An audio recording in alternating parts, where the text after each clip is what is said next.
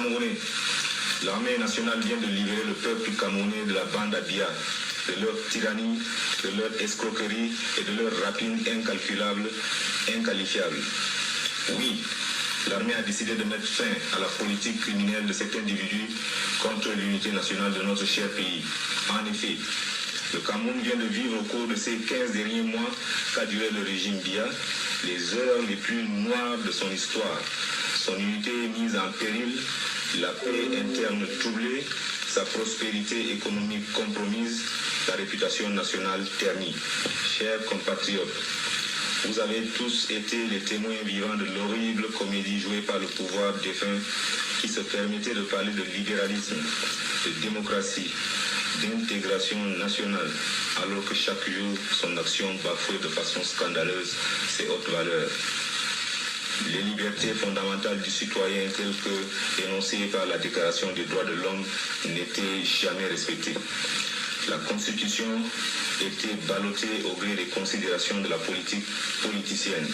Le gouvernement et ses agents, propulsés à la tête des rouages de l'État, agissaient avec, comme pour seule devise, non de servir la nation, mais de se servir. Oui, tout se passait comme s'il fallait se remplir les poches le plus rapidement possible avant qu'il ne soit trop tard. Et en effet, c'était bien de cela qu'il s'agissait. Enfin, vous pouvez juger du discrédit jeté sur le Cameroun par la parodie de justice que constitue le dernier procès. Aussi, il était temps de trancher le nœud gordien. C'est fait aujourd'hui. Aujourd'hui, grâce à Dieu, mes chers compatriotes, le cauchemar est terminé. L'armée, sous l'impulsion des jeunes officiers et sous-officiers prêts au sacrifice suprême pour la nation, regroupés au sein du mouvement JOSE, entend redonner sa pleine signification à l'unité nationale et rétablir la détente et la concorde entre les citoyens. Le peuple camerounais et son armée viennent de remporter aujourd'hui une grande victoire sur les forces du mal et cette victoire sera célébrée par l'histoire avec l'honneur qui lui est dû. Dès maintenant, le Conseil militaire supérieur est amené à prendre un certain nombre de décisions au regard de la sécurité nationale et le Conseil militaire supérieur demande au peuple camerounais de le comprendre. En premier lieu, les liaisons aériennes, terrestres, maritimes et les télécommunications sont suspendues jusqu'à nouvel ordre.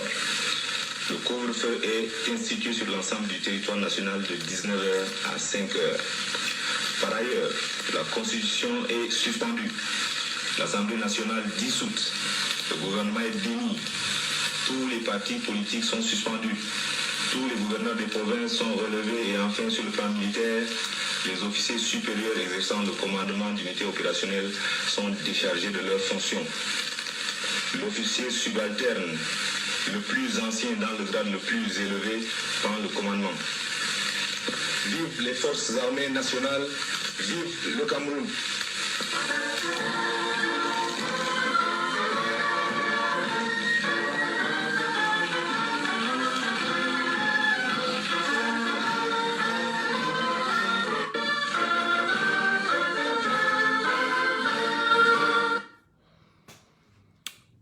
Bonsoir à tout le monde. Donc, on essaye de partager. Je pense que je devais lancer à 20h, il est déjà 20h06. Moi, je pense que 6 minutes, c'est déjà beaucoup.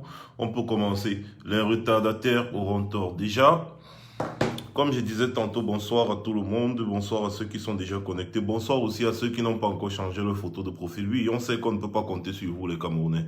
Voilà, donc, on vous demande de changer votre photo de profil en...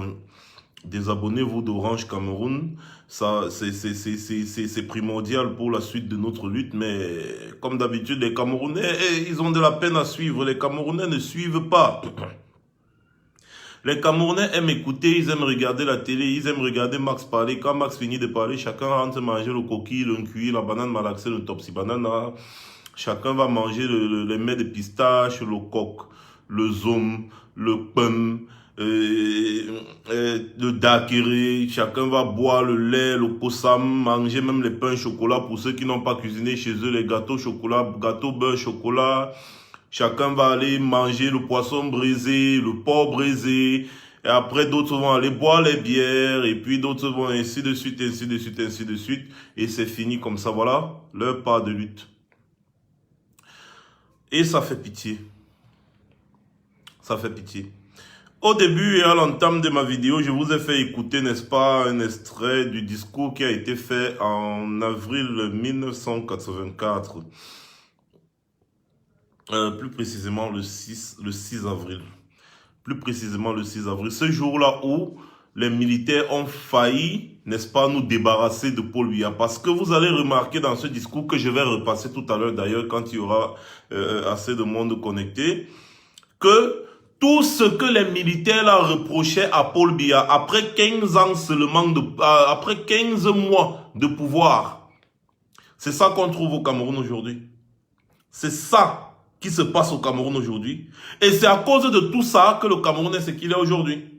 Donc regardez, après 15 mois de pouvoir seulement, les militaires là ont compris. Ils ont vu la façon dont Paul Biya faisait, avec sa milice qu'il avait déjà mis autour de lui. Ils ont compris que le monsieur-ci est dangereux pour la nation camerounaise. Le monsieur-ci est dangereux pour le vivre ensemble. Parce que le vivre ensemble et le patrimoine national que le président Feu Ahidjo avait laissé, Paul Biya était déjà en train de dilapider ça en 15 mois. Seulement 15 mois. 15 mois de pouvoir. Paul Biya était déjà en train de dilapider tout le patrimoine que le président Ahidjo, père son homme, avait laissé. Jusqu'à laisser même les réserves. Ils ont compris ça. Et il y a eu un soulèvement populaire mené par le très patriote, à qui je rends un vibrant hommage ici, le capitaine Guérandi Mbara, qui était capitaine dans l'armée camerounaise.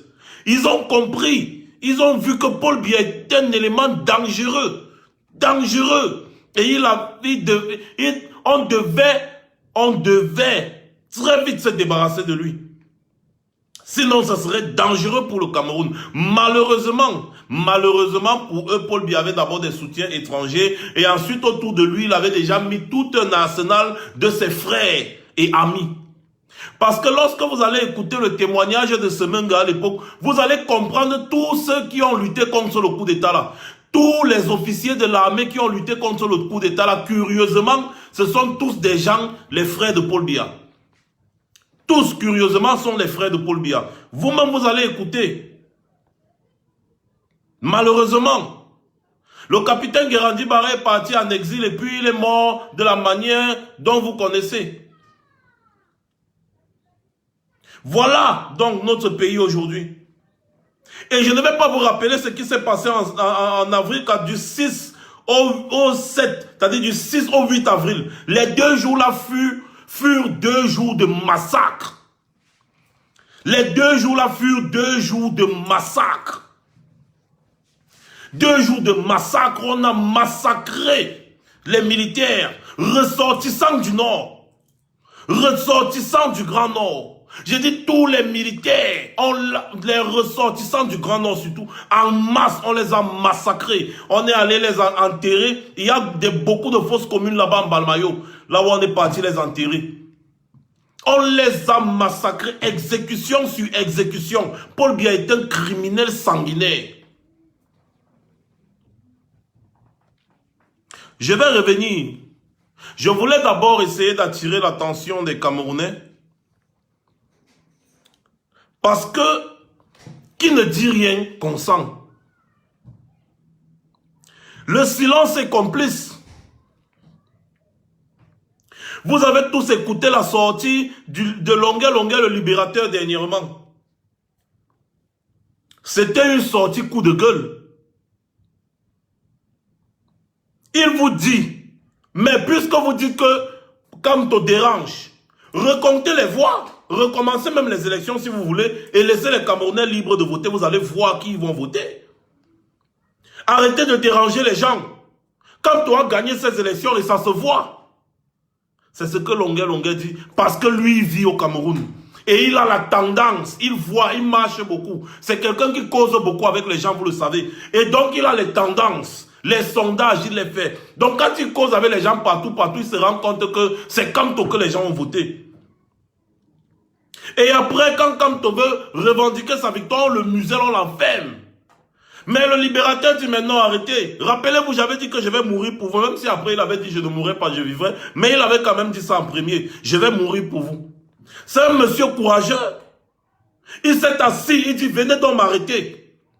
Vous n'aimez pas qu'on vous dise la vérité. Moi je vais vous dire la vérité. Donc quand on dit ici là qu'il voulait faire le buzz, il voulait faire ceci. Non. C'est un monsieur que nous tous on connaît. Quand il y avait le problème anglophone, c'est le seul artiste qui avait d'abord pris les devants. Pour parler du problème anglophone là, c'est-à-dire il a parlé ça, c'est-à-dire avec un cru incroyable. Il y avait lui et il y avait Valsero, qui est aujourd'hui incarcéré. Longuet partait aux États-Unis partout, il faisait les cons, il dit que Paul Biya, pourquoi tu tues les anglophones? Paul Biya, arrête de tuer les anglophones. Et tout. Il y a les archives. Aujourd'hui, Longuet vous dit que c'est Maurice Kamto qui a gagné, alors Paul Biya ne peut pas battre Maurice Kamto aux élections au Cameroun. Pourquoi on dit ça? Eh bien parce que tu regardes le Cameroun du nord au sud, de l'est à l'ouest, il n'y a personne qui peut te donner... Excusez-moi un peu. Il n'y a personne qui peut te donner une raison valable de voter pour Paul Biya. Je dis bien du nord au sud, de l'est à l'ouest. Voilà pourquoi Longuet aujourd'hui est enfermé. Même la liberté de penser, il n'y aura plus au Cameroun. Tu vas te rendre compte que tu t'assois comme ça, là, tu es en train de penser, tu réfléchis. Tu penses, tu réfléchis, on vient t'arrêter. Tu penses, tu réfléchis. Donc tu n'as même pas parlé. Tu es en train de penser dans ta tête, on vient t'arrêter. C'est déjà arrivé à ce niveau-là. Et vous savez qui est parti arrêter Longuet à l'hôtel Sawa? C'est le CEMIL, la sécurité militaire.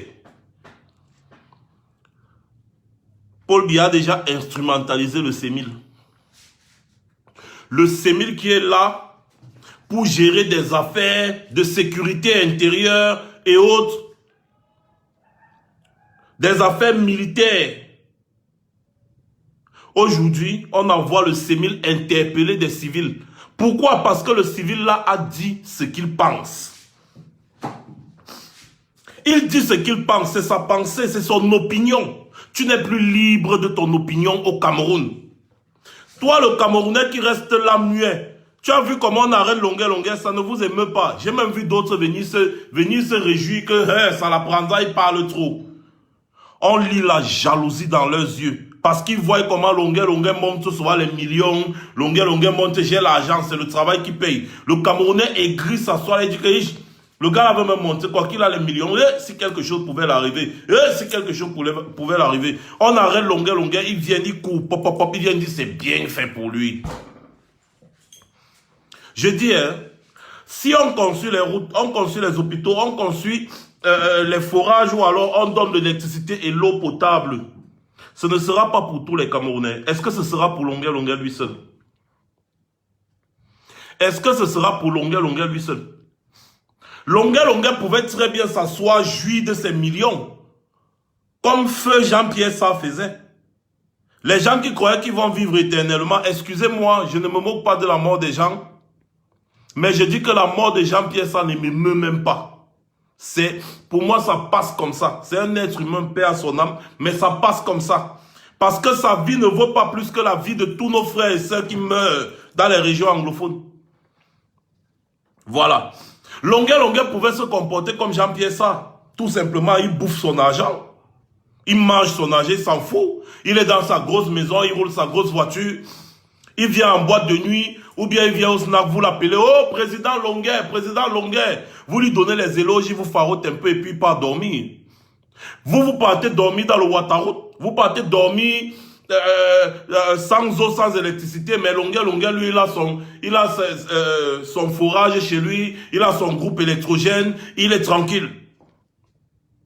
Quand il tombe malade, il part à l'hôpital. Il part à l'hôpital, il sort l'argent, on le soigne, c'est-à-dire on essaye de le soigner. Ou alors s'il tombe malade, il vient ici en Europe, il a son argent. Il vient ici en Europe, on va le soigner. On va le soigner. Mais toi, pendant ce temps, quand tu vas finir de l'appeler, président, président, après tu vas aller dormir au sous-quartier quelque part et n'importe où là-bas, tu n'as même pas accès à l'eau potable. Longueur pouvait vivre comme ça. Parce que ces gens, quand ils viennent là au bar, ils te donnent une bière, deux bières, après ils t'insultent, ils te narguent, il sait que lui va aller dormir dans sa maison, piscine et tout. Toi, tu es un souffreteur, tu vas passer le temps à commander la bière. Longueur pouvait vivre comme ça. Mais il a choisi de ne pas vivre comme ça. Parce que ne pas parler, regarder les choses et ne pas parler, c'est se rendre complice.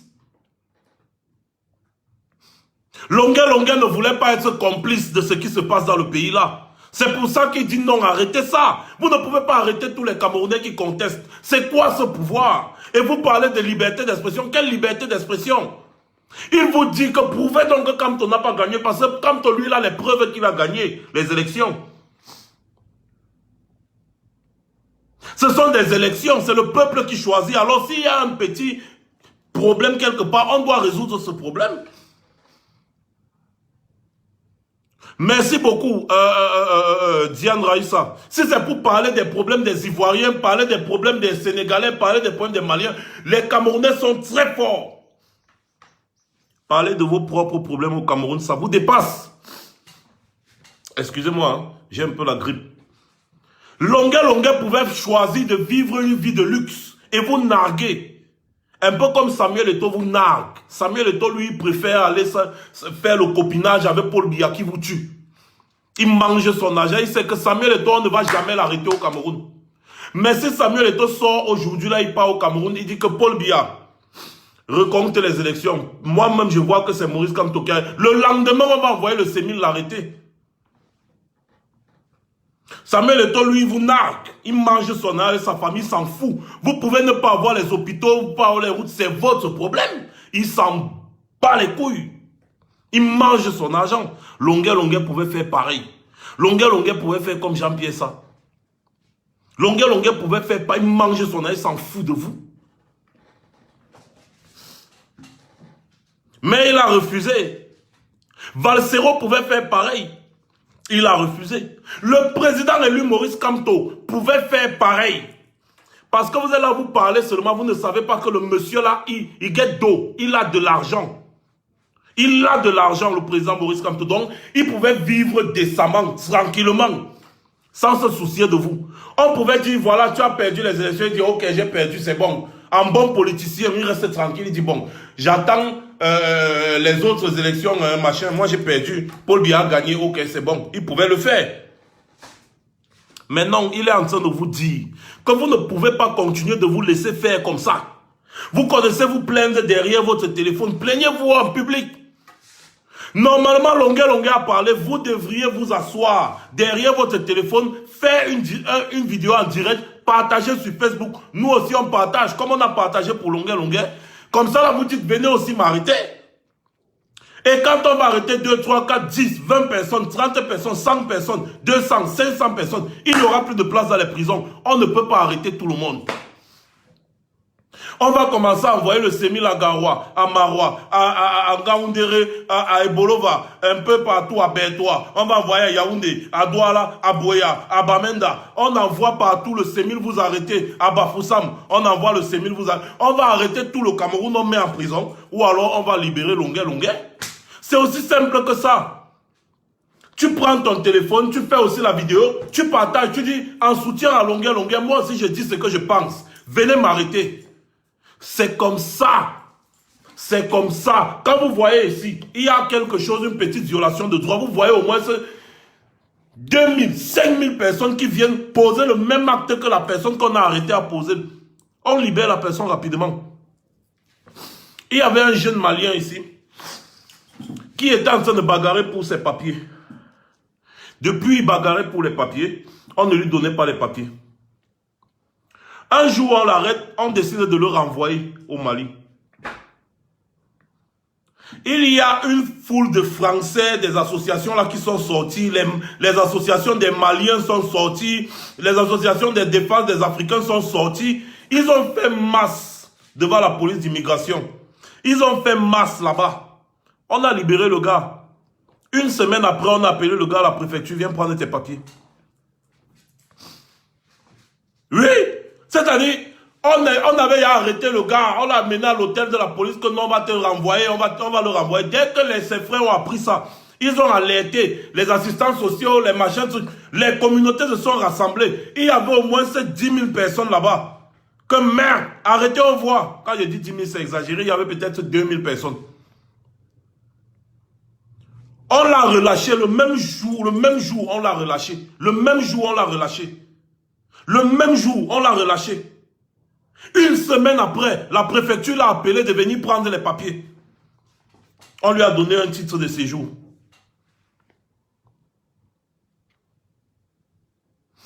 Alors on arrête Longuet pour rien. Mais vous ne dites rien. Tous les jours, vous êtes là. Longuet, le libérateur, il fait le direct, il y a 1000 personnes qui regardent, il y a 500 personnes qui regardent, il y a 800 personnes qui regardent, tout le monde dit le libérateur, il fait ses petites folies, il fait ses vidéos, vous êtes là, vous regardez, vous êtes content, Longuet. Quand il arrive au snack bar, vous chantez Longuet là. Il passe en route, oh Longuet, le libérateur. Il passe les laveurs de voitures, les ceci. Maintenant qu'on l'a arrêté, vous êtes où? Ce n'est pas comme si Longuet a tué quelqu'un. Ce n'est pas comme s'il est parti braquer ou quoi que ce soit. Il a juste dit ce qu'il pense, c'est ce que beaucoup d'entre vous pensent. Mais on l'arrête, ça passe comme un fait divers. On arrête un artiste comme Longuet au Cameroun et ça passe comme un fait divers. Et honte. Ah oui, Victoria Lorraine, il avait fait un direct, il y avait 10 000 personnes. 10 000 personnes connectées à regarder le direct de Longuet. 10 000 personnes. Au parlo, 10 000. J'avais oublié. On a arrêté Longuet. Vous ne dites rien. Vous ne faites rien. Rien. D'accord, vous dites que oh, telle personne a provoqué, telle personne. D'accord, Longuet a fait quoi? On l'arrête, vous ne dites rien. Où sont ses fans? Longuet est comme ça en train de mourir pour vous. Bande de lâches. Merci Emmanuel Ngala. Des lâches. C'est comme ça que demain vous allez entendre qu'on a attrapé Max Seigneur Ivoire quelque part. Vous allez rester là. Vous n'allez rien faire. Tout ce que vous allez faire, c'est venir liker sur Facebook. Regardez, vous êtes là 968, vous me servez à quoi? À rien. À rien.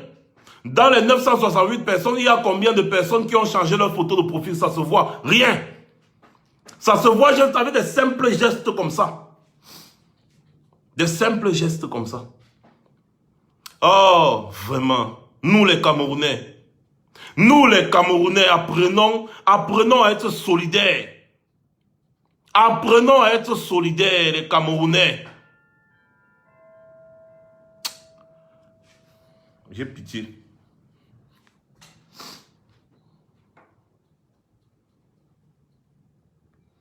J'ai pitié des Camerounais. Maintenant, je vais vous faire écouter, n'est-ce pas, le discours qui a été prononcé par les Camerounais patriotes qui avaient failli libérer le Cameroun du jour de Paul Biya, le 6 avril 1984. Il était environ 13 h, je crois. Écoutez.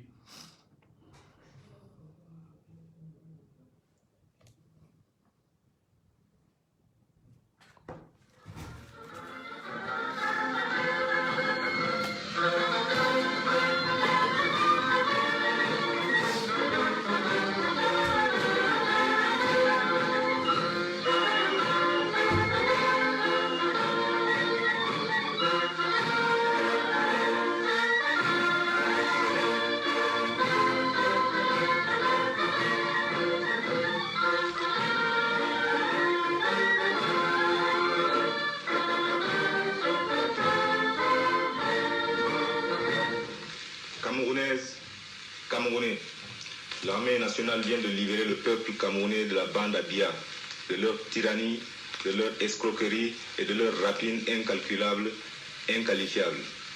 Oui, l'armée a décidé de mettre fin à la politique criminelle de cet individu contre l'unité nationale de notre cher pays.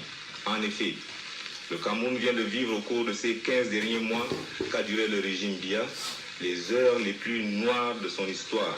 Son unité est mise en péril, la paix interne troublée, sa prospérité économique compromise, la réputation nationale ternie. Chers compatriotes, vous avez tous été les témoins vivants de l'horrible comédie jouée par le pouvoir défunt qui se permettait de parler de libéralisme, de démocratie, d'intégration nationale, alors que chaque jour, son action bafouait de façon scandaleuse ses hautes valeurs. Les libertés fondamentales du citoyen telles que énoncées par la Déclaration des droits de l'homme n'étaient jamais respectées. La Constitution était ballottée au gré des considérations de la politique politicienne. Le gouvernement et ses agents, propulsés à la tête des rouages de l'État, agissaient avec, comme pour seule devise, non de servir la nation, mais de se servir. Oui, tout se passait comme s'il fallait se remplir les poches le plus rapidement possible avant qu'il ne soit trop tard. Et en effet, c'était bien de cela qu'il s'agissait. Enfin, vous pouvez juger du discrédit jeté sur le Cameroun par la parodie de justice que constitue le dernier procès. Aussi, il était temps de trancher le nœud gordien. C'est fait aujourd'hui. Aujourd'hui, grâce à Dieu, mes chers compatriotes, le cauchemar est terminé. L'armée, sous l'impulsion des jeunes officiers et sous-officiers prêts au sacrifice suprême pour la nation, regroupés au sein du mouvement JOSE, entend redonner sa pleine signification à l'unité nationale et rétablir la détente et la concorde entre les citoyens. Le peuple camerounais et son armée viennent de remporter aujourd'hui une grande victoire sur les forces du mal et cette victoire sera célébrée par l'histoire avec l'honneur qui lui est dû. Dès maintenant, le Conseil militaire supérieur est amené à prendre un certain nombre de décisions au regard de la sécurité nationale et le Conseil militaire supérieur demande au peuple camerounais de le comprendre. En premier lieu, les liaisons aériennes, terrestres, maritimes et les télécommunications sont suspendues jusqu'à nouvel ordre. Le couvre-feu est institué sur l'ensemble du territoire national de 19h à 5h. Par ailleurs, la Constitution est suspendue. L'Assemblée nationale dissoute. Le gouvernement est démis. Tous les partis politiques sont suspendus. Tous les gouverneurs des provinces sont relevés et enfin, sur le plan militaire, les officiers supérieurs exerçant le commandement d'unités opérationnelles sont déchargés de leurs fonctions. L'officier subalterne, le plus ancien dans le grade le plus élevé, prend le commandement. Vive les forces armées nationales, vive le Cameroun.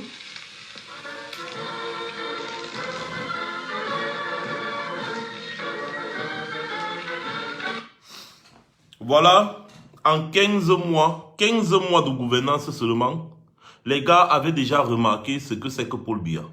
En 15 mois, manipulation de la Constitution, les gars étaient en train de préparer, se remplir les poches, les machins, tout ce qu'on constate au Cameroun aujourd'hui, les gars ont vu ça en 84. Les gars ont vu ça en 84. Tout ce qu'on constate au Cameroun aujourd'hui, ils ont vu ça le 6 avril 84.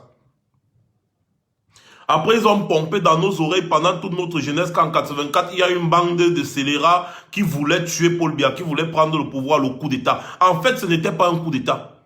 C'était une révolte. Les gars, ils ont vu comment Paul Biya était en train de venir avec ses frères. Avec ses frères, il avait déjà mis tous ses frères à la tête des états-majors, des armées, de ceci, cela, bataillon de tête. Ce n'était que ses frères. Ils ont encerclé le pouvoir. Ils ont mis les ministres, ceci, cela. C'était ses frères. Les gars ont encerclé comme ils ont encerclé actuellement. Ils étaient en train de bouffer l'argent du Cameroun. Ils bouffaient l'argent du Cameroun. 15 mois. Mais les militaires disent, mais attends, c'est quoi ça? Et qui? C'est quoi là? C'est quoi qu'on voit là? Ah, mof, le gars, si c'est même pas quelqu'un. Ça, ce n'est pas quelqu'un. Il est dangereux pour le vivre ensemble. Voilà, en avril 84, je n'étais pas né. Je n'étais pas né. Mais on parle déjà dangereux pour le vivre ensemble.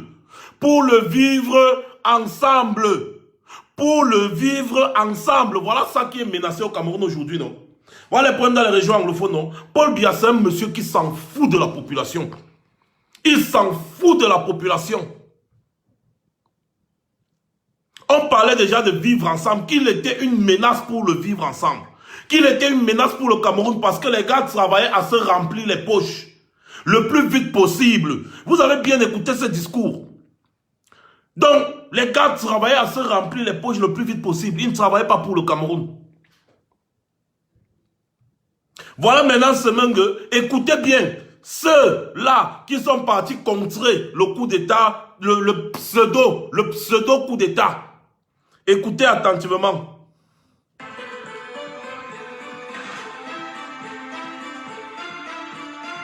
Que j'étais arrêté, qu'on avait arrêté au Noir, que bon... On a même annoncé votre mort. On avait annoncé ma mort et ça me faisait rigoler.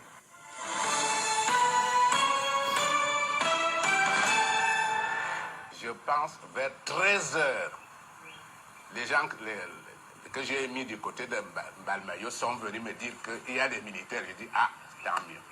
Et je suis donc sorti de ma cachette.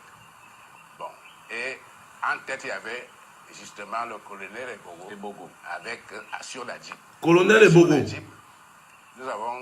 Nous avons fait le plan d'attaque de l'aéroport.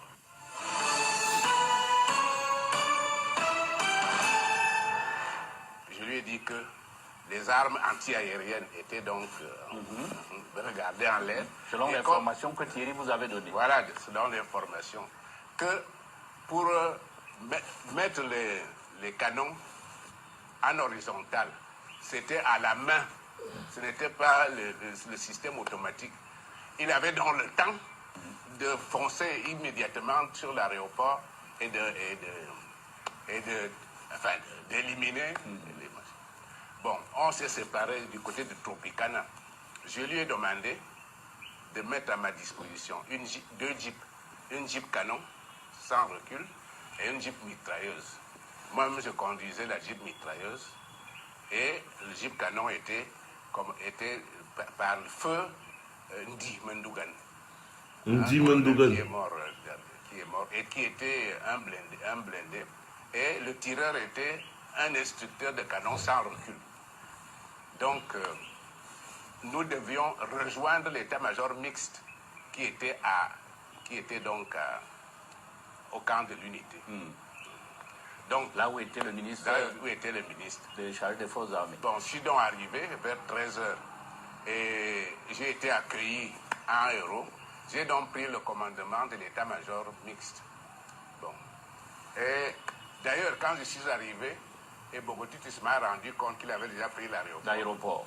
Donc, moi je disais c'était bon, que les avions allaient donc atterrir à l'aéroport.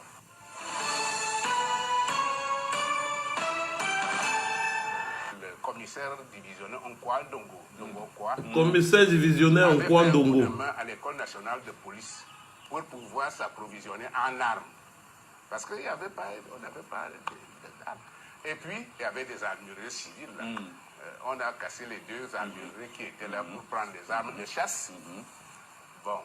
Et un coup de main avait été monté par les généraux actuels. Enfin, il y avait Samobo, il y avait Ndjakou qui est mort, il y avait un certain nombre de gens qui sont allés, après un coup de main, ils ont pu chasser les gens qui étaient les pushistes qui étaient au quartier général.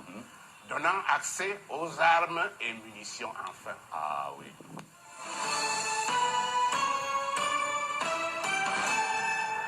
Première chose, c'était de faire taire les pushistes qui étaient à la radio. À la radio.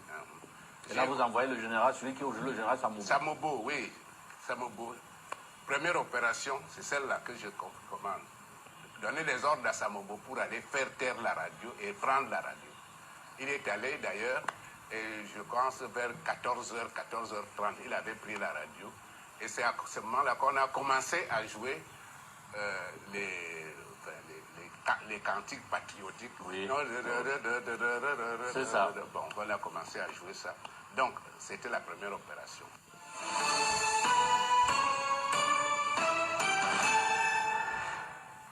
La deuxième opération, c'était, il fallait que je prenne la présidence de la République. Mais, évidemment, pendant ce temps, l'armée de l'air, le capitaine Etoga à l'époque, le capitaine Etoga, beaucoup de gens. C'est un garçon, il était capitaine, mais il a commandé et les colonels et machin, tout ça. Parce que c'est lui qui a envoyé les avions à Tico parce que le génie faisait la route Tiko-Bouya. Aménager la route, il y avait avec Benaye, Benaye qui commande. Bon, il fallait les prendre ce génie-là, pour qui ont sauté en Colbison.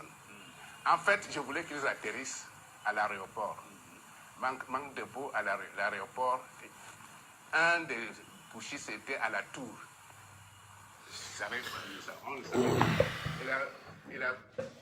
Vous allez remarquer, toutes les personnes qui sont parties pour combattre les militaires, les militaires sous-officiers, hommes de rang, qui se sont révoltés contre Biya par rapport à sa façon de gérer, vous allez remarquer que c'était tous les frères de Paul Biya. Tous les frères de Paul Biya. Il n'y avait aucun ressortissant du Grand Nord dedans.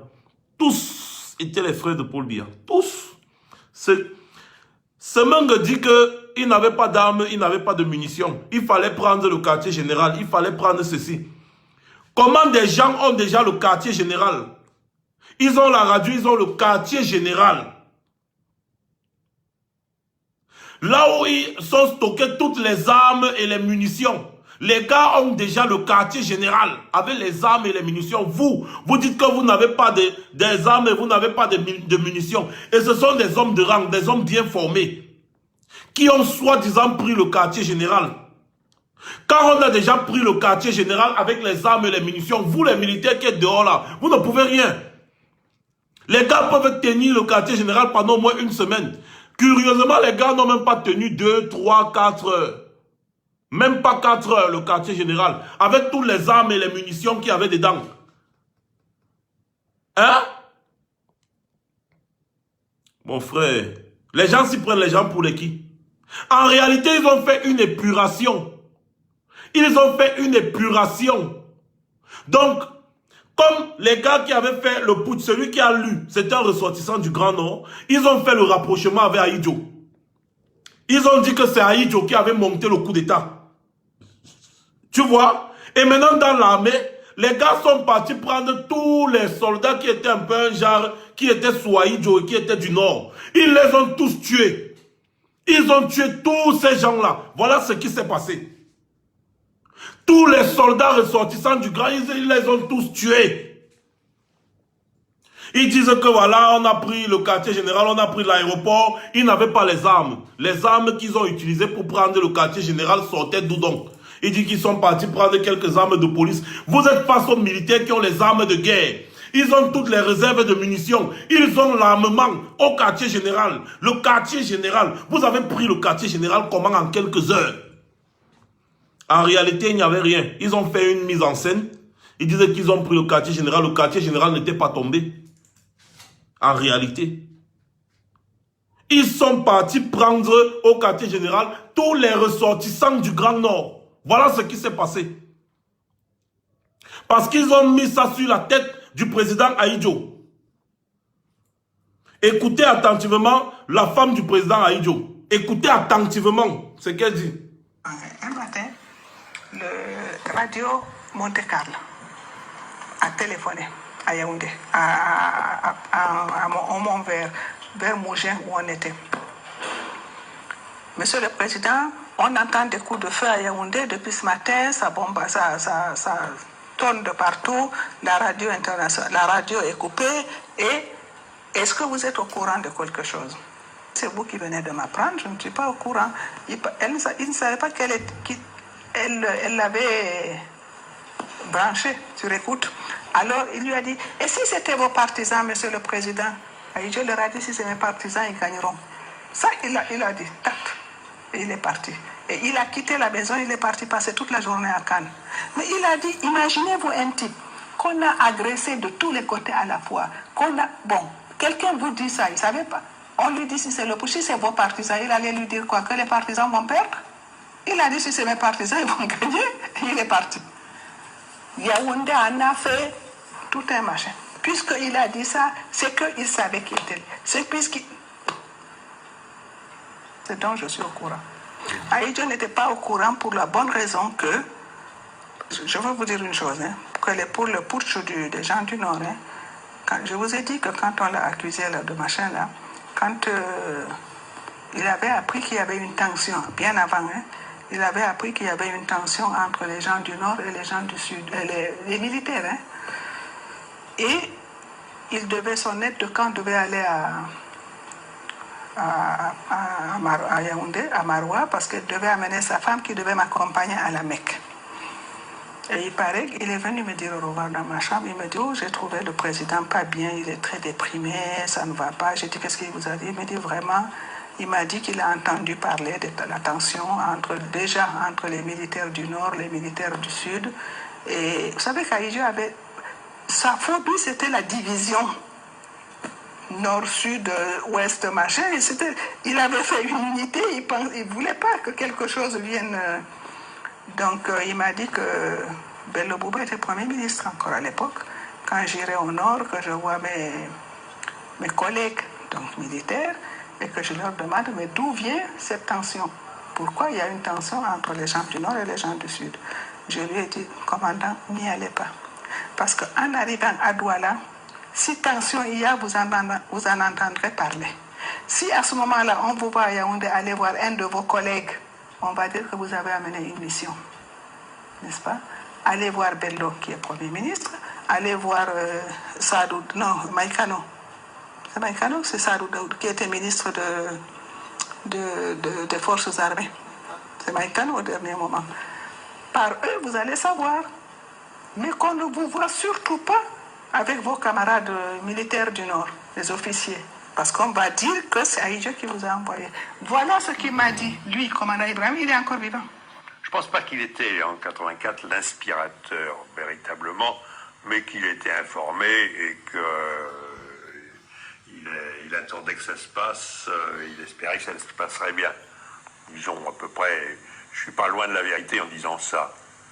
Il n'était pas l'auteur du push, mais il ne l'a pas désavoué.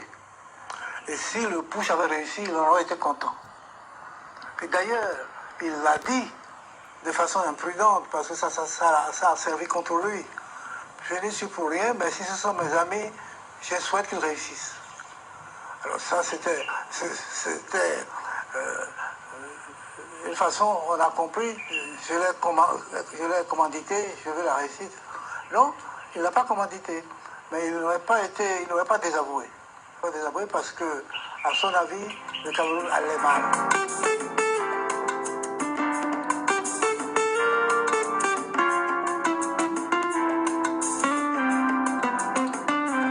Ce putsch signe définitivement la rupture entre Aïdjo et Paul Biya.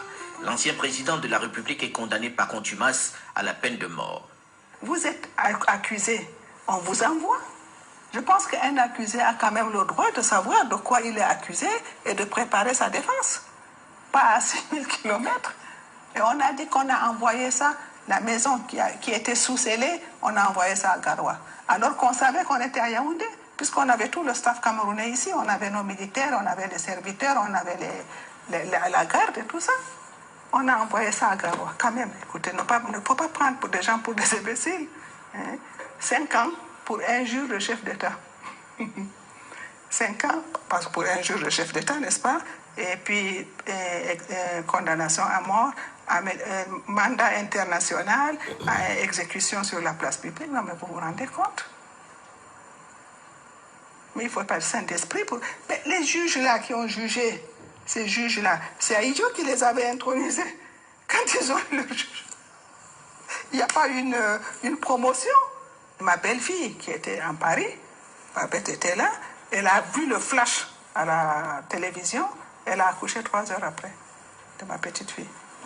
Elle n'était pas à terme. Le choc, on nous condamne, on retire tout le staff camerounais. On leur a dit de rentrer.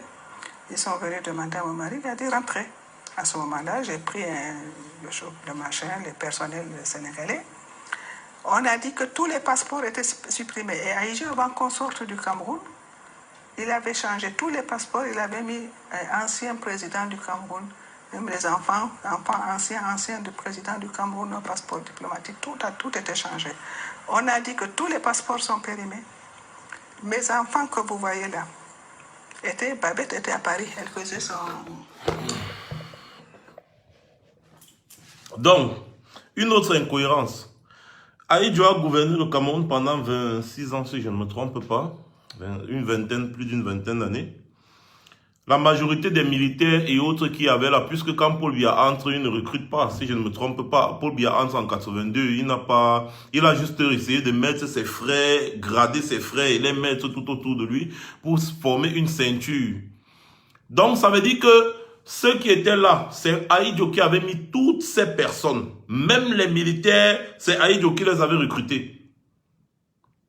Vous pensez un seul instant que si Ahidjo avait voulu commanditer un coup d'État, il aurait échoué?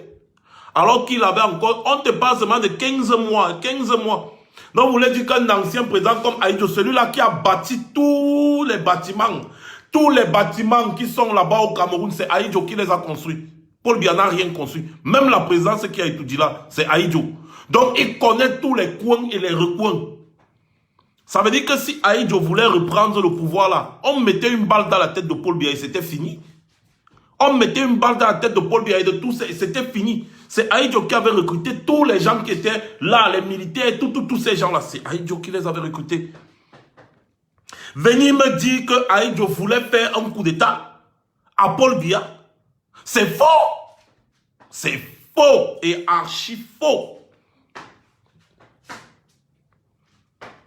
Vous-même réfléchissez un peu. Mais on l'a condamné, merci beaucoup Martial, 22 ans. On l'a condamné à mort. On le condamne, on ne l'a même pas jugé. Donc il était là où il est. On a dit Ahidjo est par décret condamné à mort. On ne l'a même pas jugé. Par décret. Hein? 24 ans, d'accord, merci. Pas de 1958 à 1982, fils du planteur, oui, c'est ça, 1982. On l'a condamné à mort, condamné à mort. Parce qu'on a mis ça, on a mis dans la tête des gens que voilà, Ahidjo a fomenté un coup d'État contre Paul Biya qui n'avait que 15 mois. Non, c'est faux. Ce sont des militaires qui avaient vu comment Paul Biya était déjà en train de dilapider l'argent avec ses frères, qui ont compris que non, ça ne va pas. Ils ont pris leurs responsabilités. Ils ont pris leurs responsabilités et ils n'étaient pas nombreux.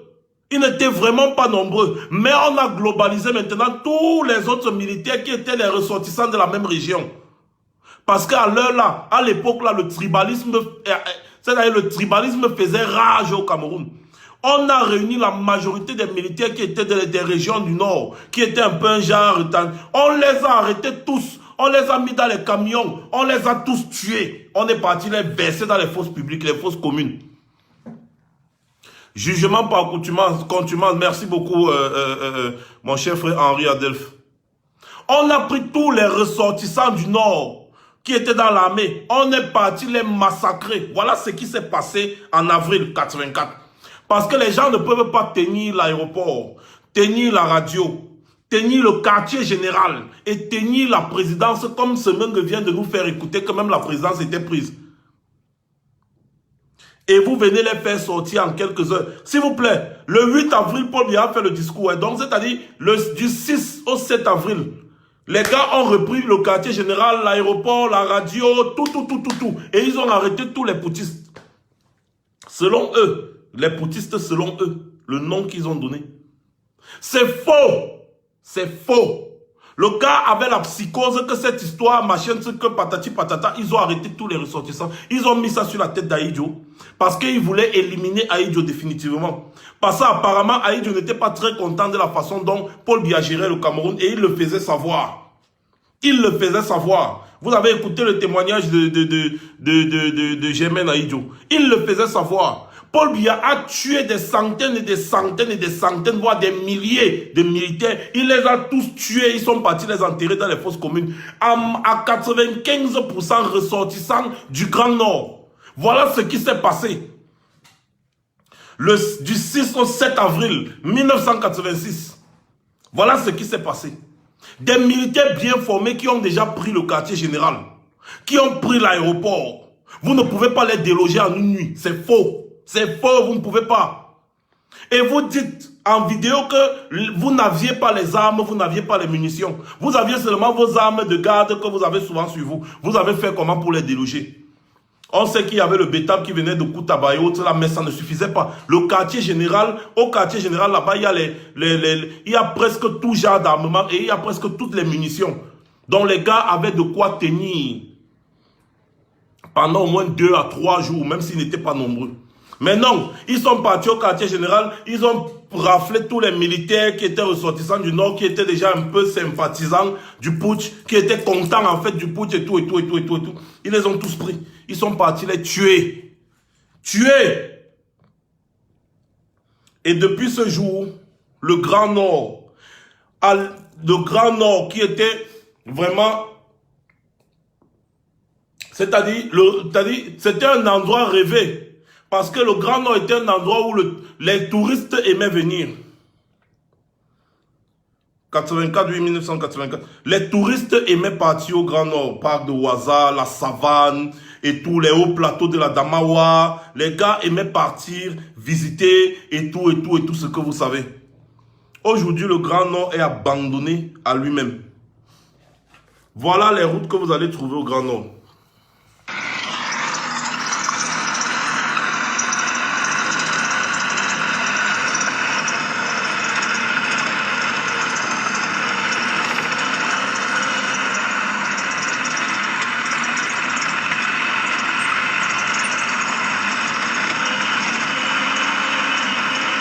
Voilà les routes. Pendant que les frères de Paul Biya détournent les milliers de milliards.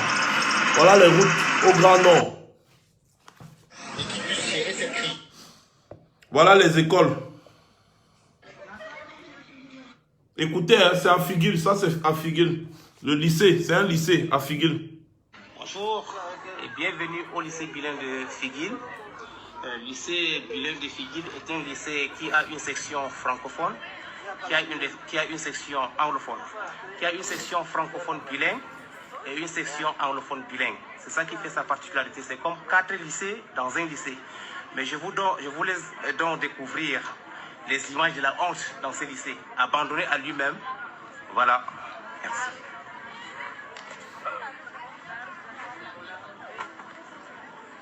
Ce sont comme ça des images de 2018-2019. Hein.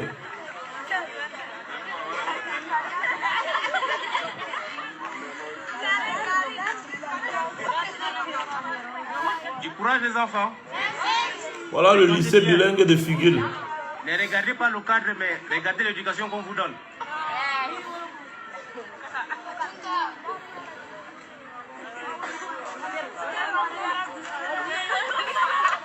Maintenant, je vais vous montrer. Vous regardez, hein, ce n'est que des pailles. Des pailles. Voilà le directeur. Voilà le bureau du directeur. Regardez. Bonjour, monsieur. Oui, bonjour à vous. Merci. Voilà le bureau du directeur. Vous avez vu, non? Voilà le bureau du directeur. Voilà une autre salle de classe.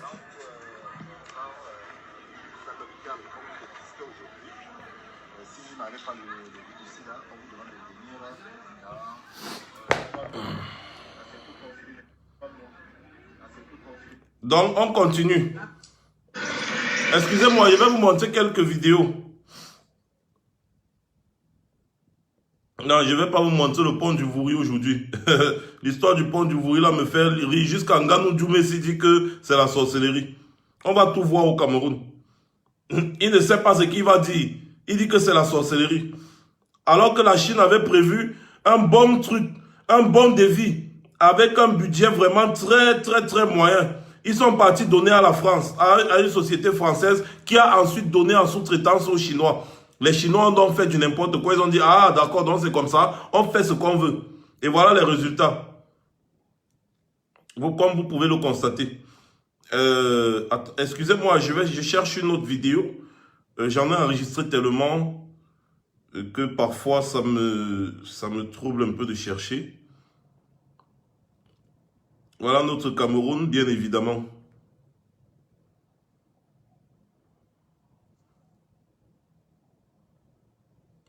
Voilà, ici c'est... Voilà le Grand Nord.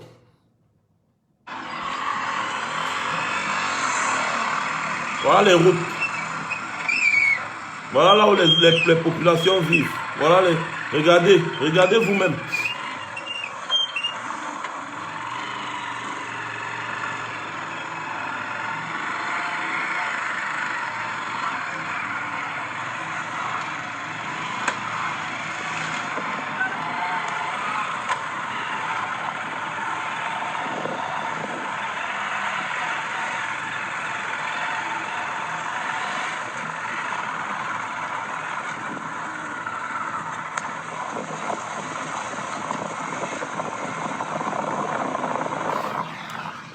Au-delà de l'état de route, au-delà de l'état des routes, il n'y a pas les hôpitaux. Dans tout le Grand Nord, il n'y a que 2 médecins pédiatres. Dans tout le Grand Nord, 2 médecins pédiatres spécialistes. 2 pédiatres. 2 comme ça. Dans tout le Grand Nord. Et c'est 2 femmes. 2 femmes pédiatres dans tout le Grand Nord. Elles ont brisé toutes les barrières culturelles pour se frayer un chemin qui les a menés à la médecine. J'ai eu la chance d'avoir des parents très ouverts qui ont toujours aimé que leurs enfants fréquentent. Alors deuxièmement, c'est par vocation. J'ai grandi dans cet univers-là. Mon père est un médecin vétérinaire, donc j'ai évolué dans ce milieu-là. Sauf que moi, je me suis plus intéressée à l'homme plutôt qu'à l'animal. Dr Soureya Haman, 35 ans, et Abouame Palma Hawa, 34 ans, originaires de Maroua dans le Diamaré et Kousseri dans le Logoré-Chari, sont encore les seuls pédiatres en fonction dans la région de l'extrême nord. On ne peut pas laisser toute une grande région comme ça avec toute une population sans pédiatre. Ça ne se fait pas. C'est-à-dire, du point de vue moral même, ça ne passait pas. Donc il fallait absolument que je vienne sur le terrain. Et je suis même venue avant même que mon affectation ne sorte, j'étais déjà sur le terrain. Je me suis rendu compte que nous n'avons pas assez de spécialistes, surtout en matière de pédiatrie. 2 jeunes femmes qui ont accepté de braver les difficultés pour soigner les enfants de l'extrême nord, une région où la malnutrition, le paludisme et autres épidémies n'épargnent pas ses bouts de chou. Dans la région, nous n'avons que 2 pédiatres pour couvrir toute la région de l'extrême nord. Et nous avons beaucoup d'enfants et il y a parfois également le plateau technique qui n'est pas au point. Il y a toujours des épreuves et justement il faut pouvoir surpasser ces épreuves-là pour être capable de venir tenir une région, gérer tous ces enfants-là. Parce que si en formation n'arrive pas à s'en sortir, ce n'est pas dans le milieu professionnel qu'on va pouvoir le faire. Leur présence ici à l'hôpital régional de Maroua est aussi perçue comme une interpellation des autorités compétentes qui devraient affecter des spécialistes et renouveler le plateau technique des hôpitaux de cette région, peuplée de près de 4 millions d'habitants. 4 millions d'habitants, 2 pédiatres. 2 pédiatres. 4 millions d'habitants, 2 pédiatres. Et les deux travaillent à l'hôpital de Maroua. Donc ça veut dire que si tu es loin dans les périphéries là, tu as besoin de pédiatre, tu dois aller à l'hôpital de Maroua. Sinon ton enfant, vraiment, c'est fini. On dit bien, vous écoutez bien, les enfants meurent encore de malnutrition. Malnutrition, oui. Vous avez bien écouté, en 2019 au Cameroun, les enfants meurent encore de malnutrition. Point. Pendant ce temps, au sud du Cameroun, c'est-à-dire en bas, chez nous là, Paul Biya nomme ses frères. Les gars détournent les milliers de milliards. Les milliers de milliards. Paul Biya lui-même, il utilise l'argent du pays pour aller ses séjours en Europe, machin truc. Sa femme dit que elle est ceci, elle fait les dons, elle est cela. Mais au Cameroun, quel paradoxe! Les enfants meurent encore de malnutrition. De malnutrition dans mon pays en 2019. Le Cameroun, l'un des pays les plus riches de cette planète en ressources. Les enfants meurent encore de malnutrition. 2 pédiatres pour 4 millions de population et plus, 4 millions de citoyens et plus. Dans l'extrême nord, il n'y a que 2 pédiatres. Les enfants meurent de paludisme dans mon pays. Les enfants meurent de malnutrition dans mon pays. Les enfants meurent de choléra dans mon pays. Les enfants meurent même parce qu'ils voulaient partir creuser pour trouver l'eau. L'eau qui est devenue le diamant. Plus rare que le diamant au nord Cameroun. L'eau. L'eau. 5 enfants sont morts. Hier, 5 enfants.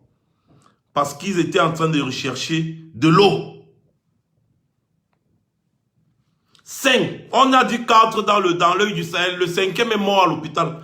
4 de la même famille. Donc une famille a perdu ses 4 enfants. 4. Donc une famille a perdu ses 4 enfants. Donc tu es là, je suis là avec ma femme. Nos enfants vont aller essayer de chercher l'eau dans un puits quelque part, à quelques kilomètres.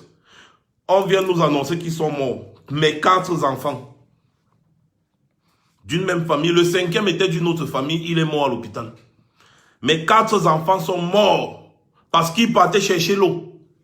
Pendant que moi, le père, je suis au travail. Pour chercher vraiment, essayer de me battre. Mes 4 enfants sont morts parce qu'ils partaient chercher l'eau. L'eau est une denrée rare. À l'extrême nord Cameroun. C'est comme ça que les gens s'alignent.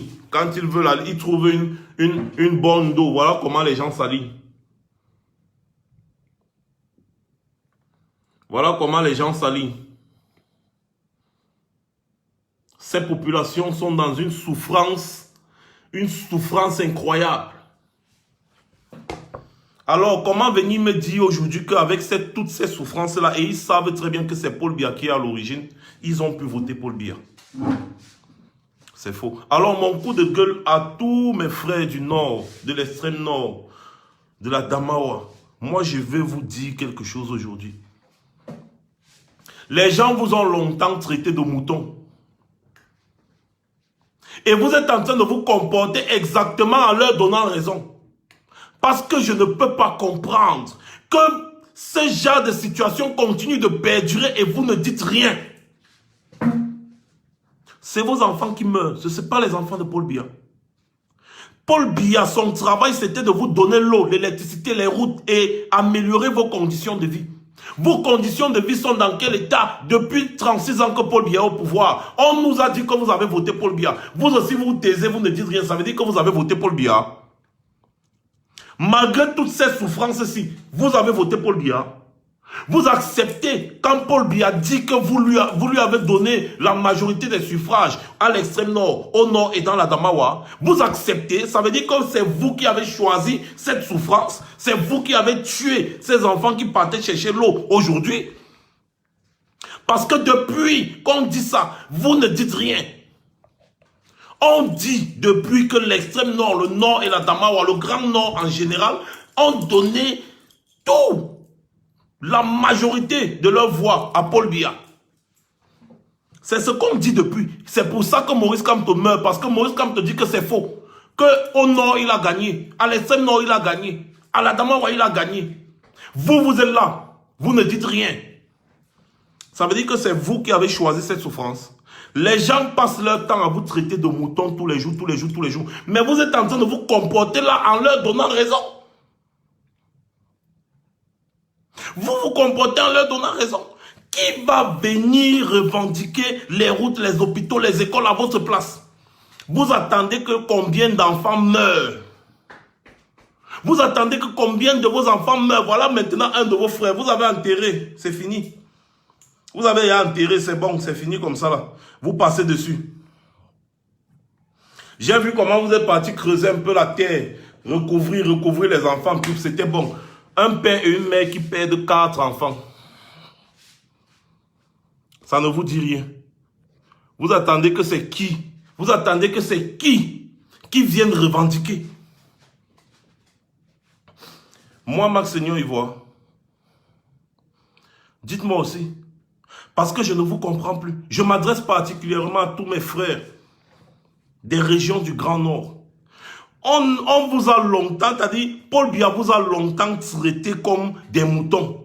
Et pourtant, moi, je sais intérieurement que vous n'êtes pas des gens qui réfléchissent comme des moutons. Parce que c'est un mot qu'on a donné sur vous, jusqu'à ce que c'est calé. Et moi, je dis toujours non. Vous ne devez pas leur donner raison. Parce que vous comportez comme vous êtes en train de vous comporter là, c'est leur donner raison. C'est leur donner raison. Nous, on est là, on se bat, on met notre vie en danger comme ça pour vous. Pour vous. Et vous-même, vous faites quoi? Moi, je suis fatigué de parler. Regardez vos élites. Regardez vos élites. Regardez les maisons que vos élites construisent. Regardez les Bello Bouba Maïgari. Regardez Issa Tiroma. Issa Tiroma qui a détourné l'argent des sinistrés de Mbanga Pongo. C'est pour ça qu'il est au gouvernement. Aujourd'hui, on l'a attrapé son coup même. Issa Tiroma a été accusé dans la tentative de putsch, comme ils disent. Dans la tentative de putsch, comme ils disent. Issa Tiroma a été accusé. Issa Tiroma a été accusé, on l'a mis en prison. Et après, on l'a fait sortir, on le met dans les postes et les postes et les postes et les postes parce qu'il a un arrangement avec Paul Biya. Il a un arrangement avec Paul Biya. Issa Tiroma.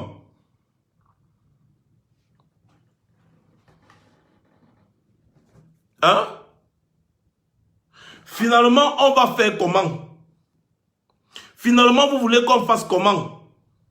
Attendez, excusez-moi, si je retrouve la photo là, je vais vous montrer.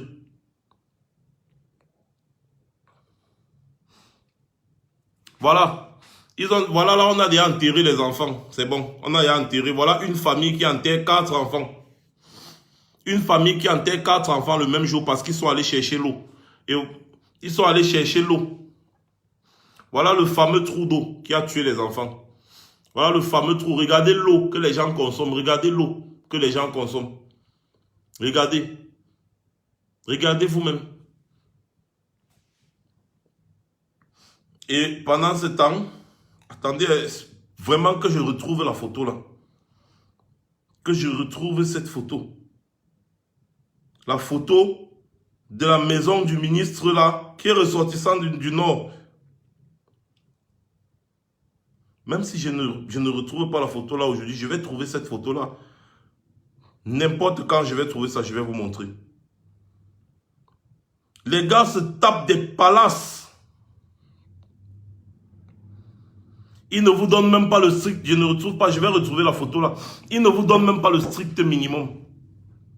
Et vous restez comme ça. Keep quiet, vous ne dites rien. Les gars, vous savez quoi? Arrêtez un peu la bêtise. Arrêtez un peu la bêtise. Arrêtez la bêtise. Ça devient quoi? Ces enfants qui sont morts aujourd'hui, qui va les remettre à leurs parents? Combien d'enfants vont encore mourir? En 2017, en fin d'année 2017, on comptait 1900 enfants qui sont morts de choléra. De paludisme, pardon, à l'extrême nord. En fait, au nord. 1900 enfants qui sont morts de paludisme au nord. Dernièrement, si on parlait de 56 enfants qui sont morts du choléra. Et vous êtes là, vous ne dites rien. Vous ne faites rien. Vous attendez que c'est qui vienne faire à votre place. Quand on demande de marcher, de manifester, vous ne faites rien. Pourquoi? Pourquoi vous supportez Paul Biya? Paul Biya vous donne quoi?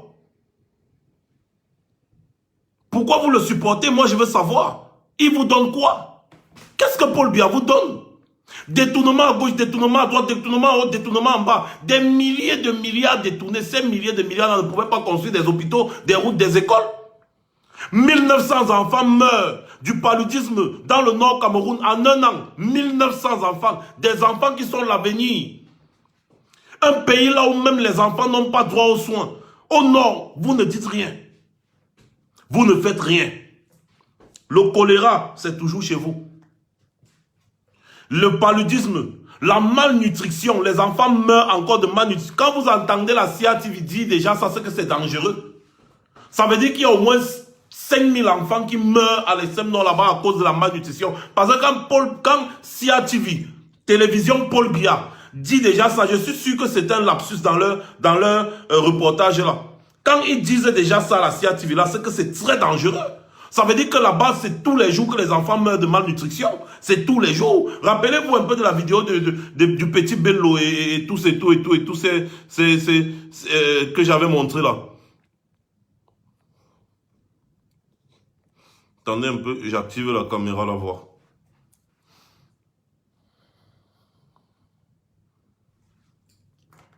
Je suis fatigué. Céline Gotomba, je ne parle pas le Foufoulde. À une époque, je parlais Foufoulde, mais j'ai déjà oublié le Foufoulde. Mais il y en a beaucoup là qui parlent français, qui m'écoutent et qui vont traduire à nos frères qui ne comprennent pas français. Et ce sera vraiment lamentable parce que dans une région comme le Grand Nord qui regorge des enfants vraiment intelligents, il y en a encore qui ne comprennent pas français aujourd'hui. C'est triste. Vous comprenez combien de fois ils sont coupés du Cameroun? Ils sont coupés carrément du pays. Il y en a encore qui ne comprennent pas français. Ils grandissent, ils ne parlent pas français parce qu'ils n'ont pas accès à l'éducation. Pourtant, ce sont des gens intelligents. Quand vous avez des gars, des ressortissants du Nord comme voisins chez vous et autres, vous voyez que ce sont des gars battants et intelligents. Quand vous partez à l'école avec un gars du Nord, vous-même vous sentez que le gars a un cerveau. Vous sentez que le gars a un cerveau. C'est pas le jeu. Mais ils n'ont pas accès à l'éducation dans leur région. Ils sont obligés de migrer vers Yaoundé, vers Douala, pour espérer aller à l'école. On va bavarder comme ça jusqu'à quand?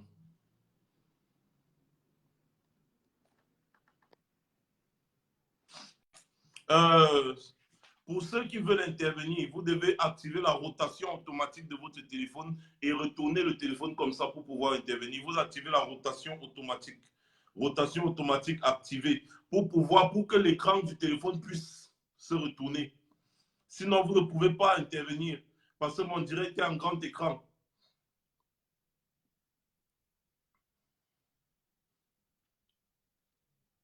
Ça veut dire quoi? Quand c'est comme ça, il va falloir retourner le téléphone, que l'écran du téléphone se retourne. Donc, pour ça, il faut activer d'abord la rotation automatique. Sylviane Carole Foch renvoie la demande et puis j'espère que tu as activé la rotation automatique.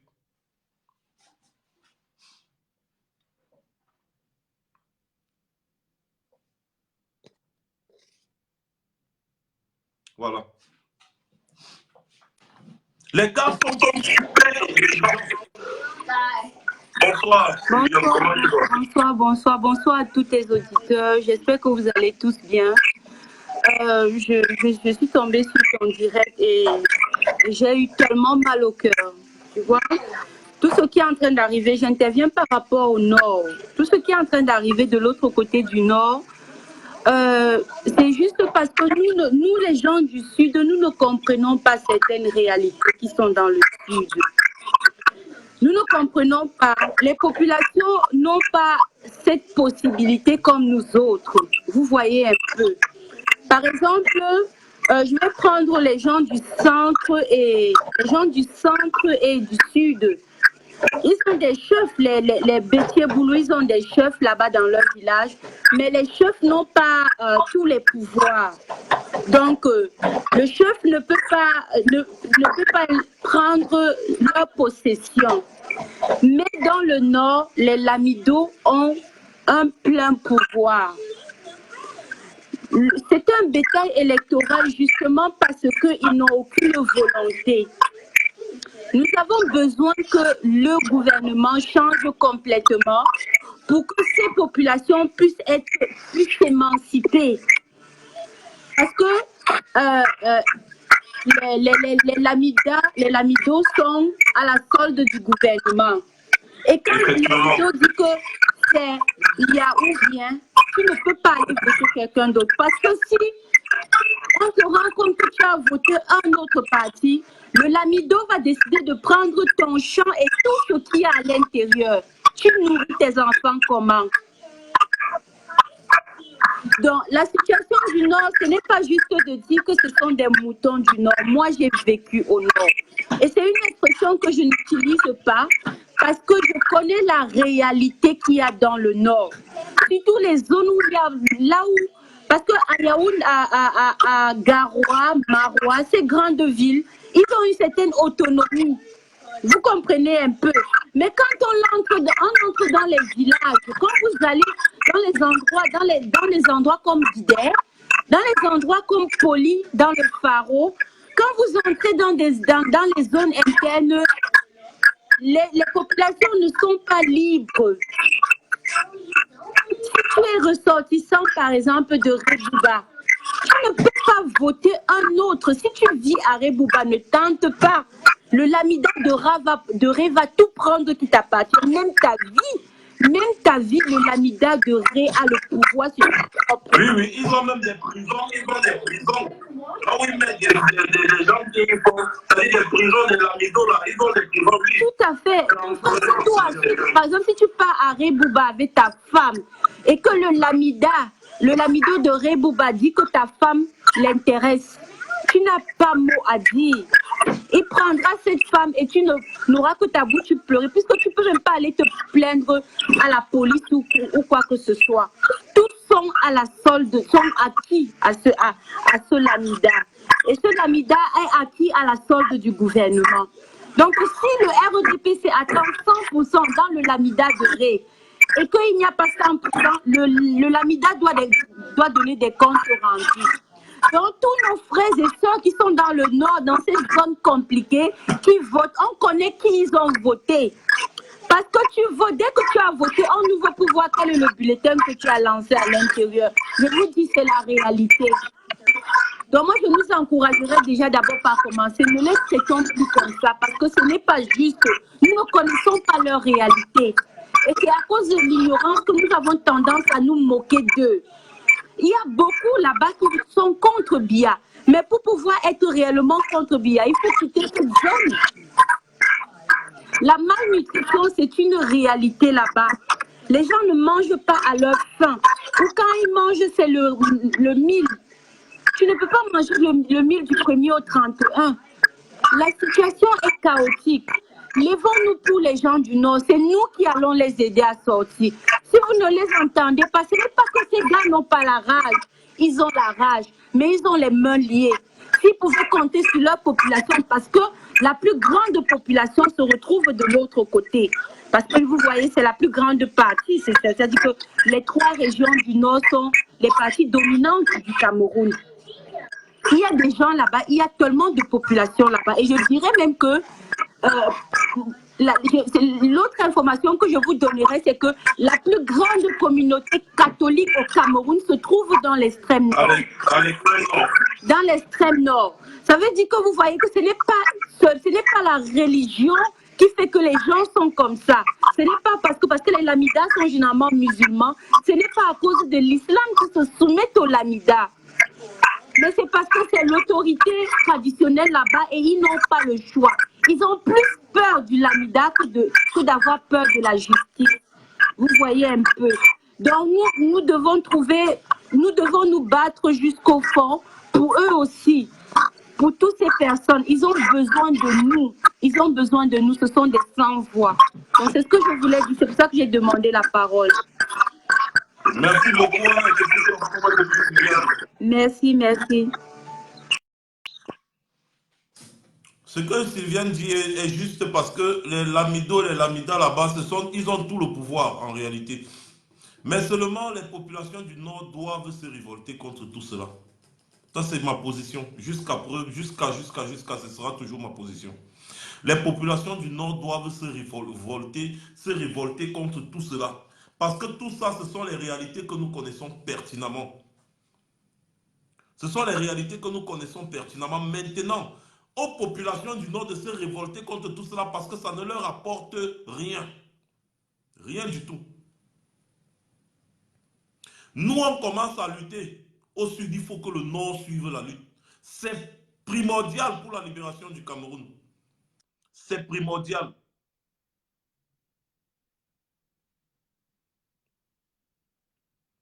On ne t'écoute pas, fils du planteur, on ne t'écoute pas. On ne t'écoute pas.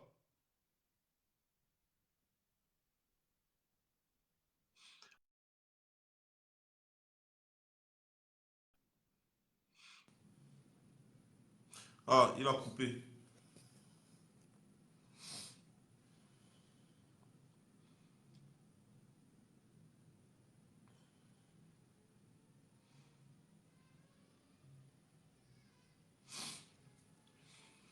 Sachez bien évidemment que la marche du 6 avril, en commémoration, principalement en commémoration à tous nos frères qui sont décédés.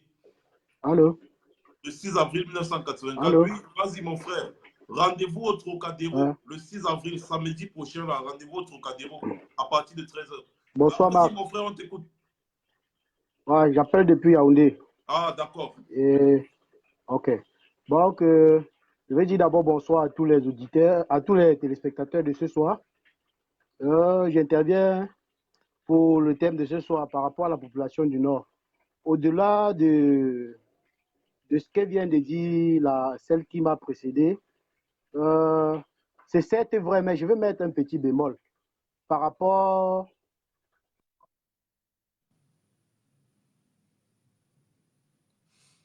Oh là là, il a été coupé. J'espère qu'il va revenir. Il faut qu'il revienne parce que comme il est au pays, là, on va pouvoir... entre-temps, je prends Fils du Planteur rapidement. Et renvoie la demande, hein. Renvoie la demande.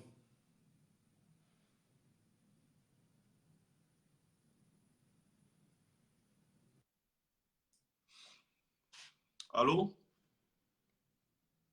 Fils du Planteur, débranche tes écouteurs. On ne t'écoute pas. On ne t'écoute pas. Débranche tes écouteurs.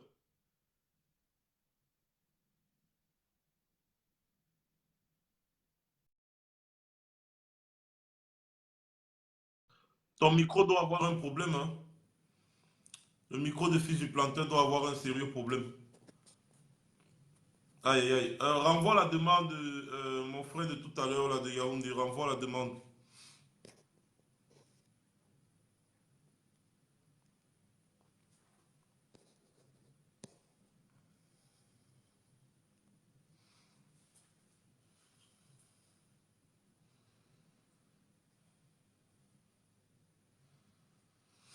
Ils doivent suivre. Nos frères du Nord, du Grand Nord doivent suivre la révolution. Ils doivent suivre. Ils doivent suivre. C'est important parce que ces gens souffrent énormément. Et ils doivent suivre. Et je vous ai toujours dit que s'il y a un coin là où Paul Biya craint que les gens se lèvent, c'est le Nord. C'est le Nord. Ça ne passe toujours pas. Bon, j'étais en train de dire ceci. Samedi 6 avril, le Camerounais qui ne sort pas, c'est-à-dire celui qui est en France là, et qui ne sort pas pour venir à la place du Trocadéro pour qu'on marche ensemble en commémoration à tous nos frères militaires qui sont morts le 6 avril 1984. C'est que franchement, celui-là, c'est quelqu'un qui n'a pas de cœur. Parce que le 6 avril, nous devons d'abord montrer notre soutien à tous ces gens qui ont voulu nous libérer de Paul Biya. Parce que si ces gens avaient réussi, c'est qu'on ne serait pas dans la situation dans laquelle on est aujourd'hui. Le 6 avril, samedi, si tout le monde à la place du Trocadéro, je vais vous voir nombreux. Celui qui dit que parce qu'il y a eu telle chose, il s'est découragé, n'est pas un combattant. Un vrai combattant ne se décourage pas. Alors si vous trouvez des prétextes pour ne pas venir marcher ou bien venir aux manifestations, c'est que vous n'êtes pas des combattants. C'est que vous ne savez même pas pourquoi vous vous battez. Parce qu'au-delà de tout ce qui se passe, un combattant, un vrai, reste un combattant, un vrai. C'est ce que nous avons vu à Paris samedi passé. Il n'y avait que des combattants. Malgré tout le grabuge que les gens disent patati patata, mais les combattants étaient là. On était quelques centaines. On n'était pas des dizaines de milliers comme je voulais. Mais les combattants étaient là. C'est ça qui est important. Alors le 6 avril, samedi prochain, nous devons marcher. Ce sera une marche. Nous allons marcher. La décision, on a déjà pris tout, on a pris l'autorisation et tout. Donc, le rendez-vous, c'est au Trocadéro. Nous allons marcher. Rappelez-vous du 6 avril 1984, le jour là où on a failli nous libérer de Paul. Ces militaires sont des héros nationaux. Les militaires là sont des héros. Et c'était Guérandi Bara qui était à la tête de cela.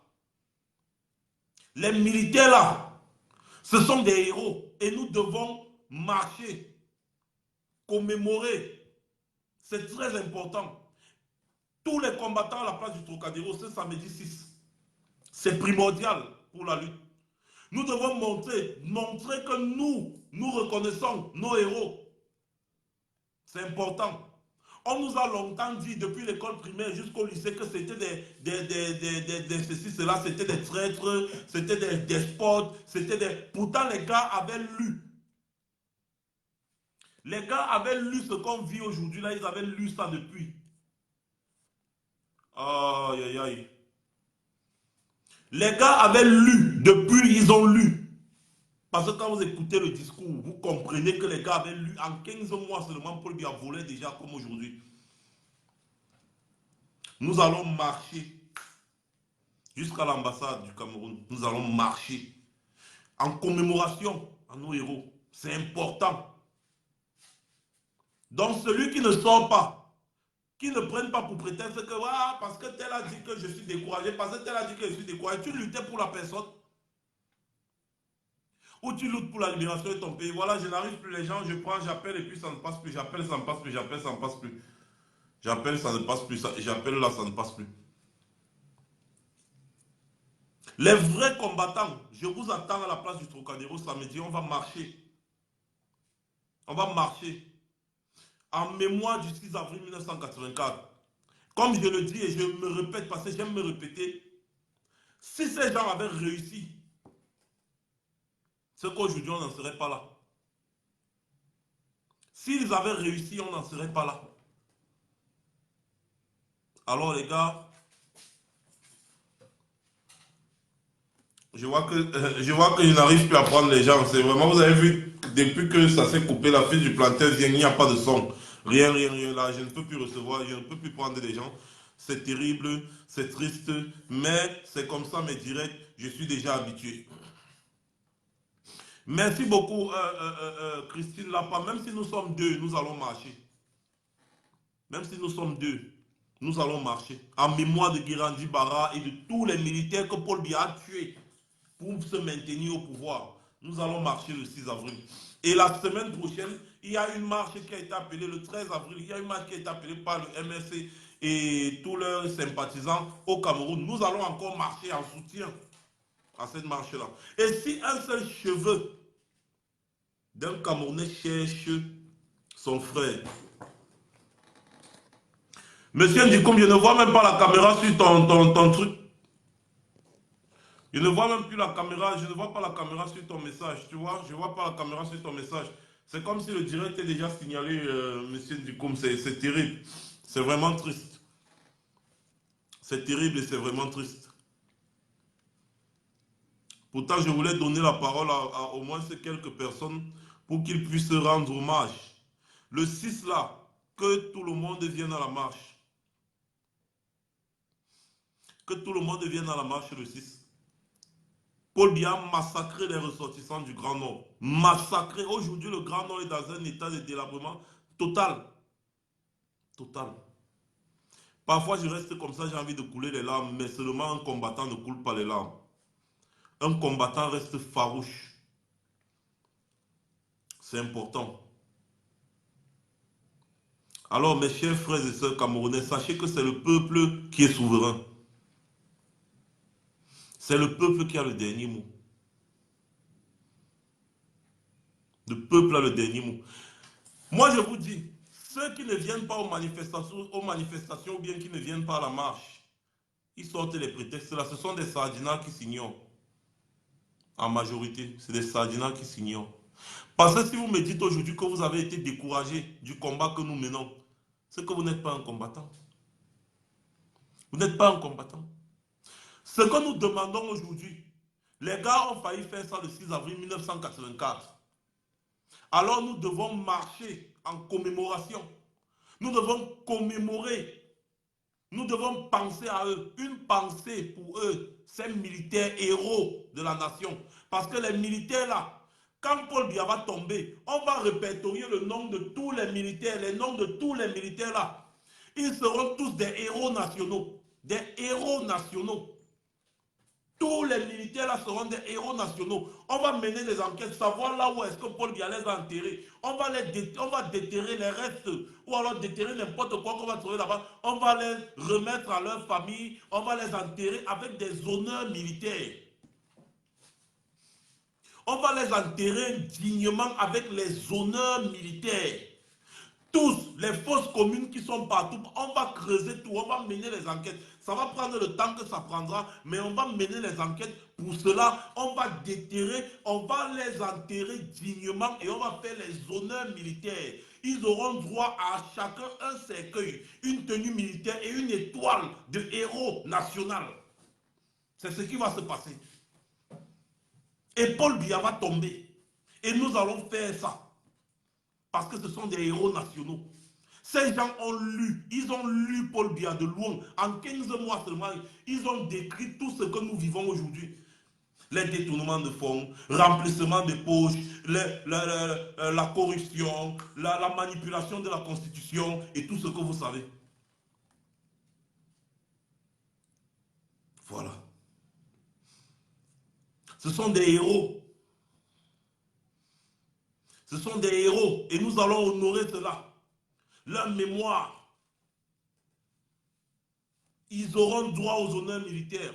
On va répertorier tout le nom. Il y a plus de 2000 qui sont tombés. 2000 au moins. On va écrire leur nom quelque part. Ils vont entrer dans les annales de l'histoire comme étant des héros nationaux. Et Paul Biya sera dans la poubelle de l'histoire avec les Semengue et tous ces gens-là, les Claude Meka et tous ces gens-là, ces amis avec qui ils tuent les Camerounais tous les jours là.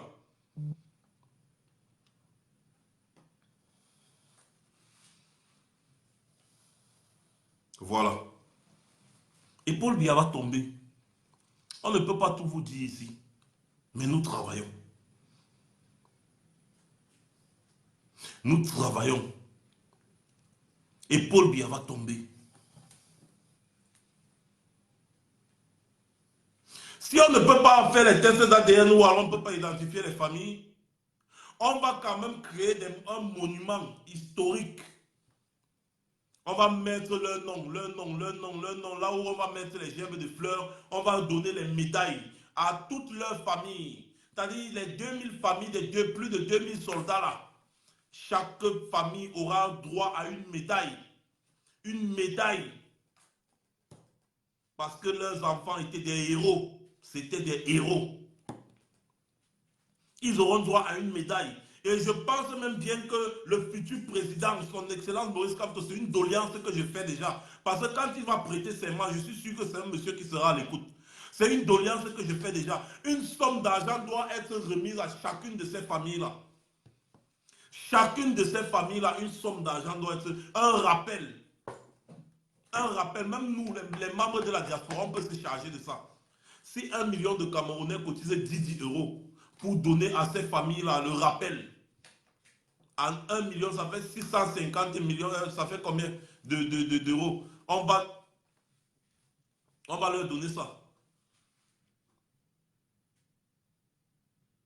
On va donner ça à leur famille. Un rappel avec des médailles. Ça fait combien? 10 millions d'euros, non? Si 1 million de Camerounais cotise 10 €, ça fait 10 millions d'euros, ça fait 650 millions de francs CFA. Donc on peut bien cotiser comme ça, même 20 € par Camerounais, pour remettre ça à ces héros nationaux. À la famille, pardon, aux familles de ces héros nationaux. En titre de rappel. Les enveloppes et puis les médailles d'honneur et une tenue militaire flambant neuve pour rappeler ces enfants. Pour se rappeler de ces enfants, pour se rappeler de ces hommes qui ont lu le Cameroun, qui ont lu Paul Biya, le despote, qui ont lu cela depuis. Et nous allons le faire. C'est une doléance que moi je pose déjà au président élu, parce qu'il va prendre ses fonctions. Il va prendre ses fonctions. C'est sûr et certain. Il prendra ses fonctions. Et un Cameroun meilleur verra le jour. Who is that? Allô? Allô?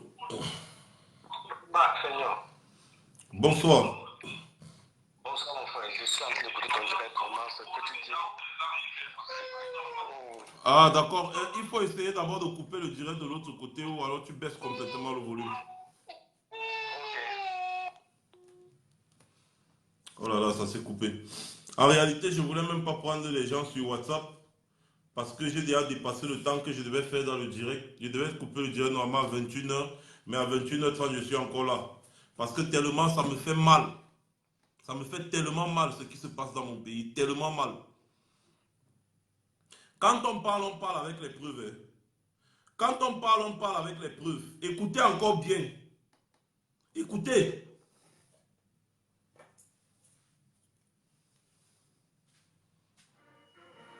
Écoutez.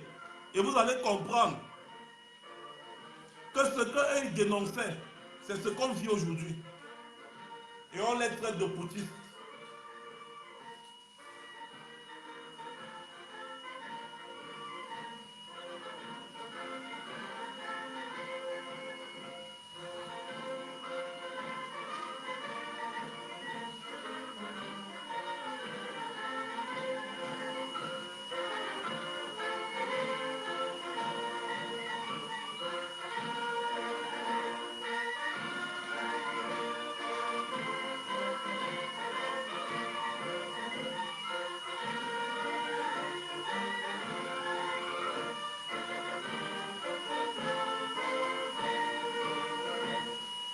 Camerounais.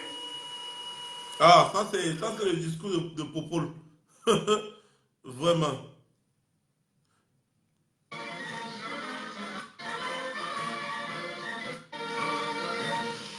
Camerounaises, Camerounais, l'armée nationale vient de libérer le peuple camerounais de la bande à Biya, de leur tyrannie, de leur escroquerie et de leur rapine incalculable, inqualifiable.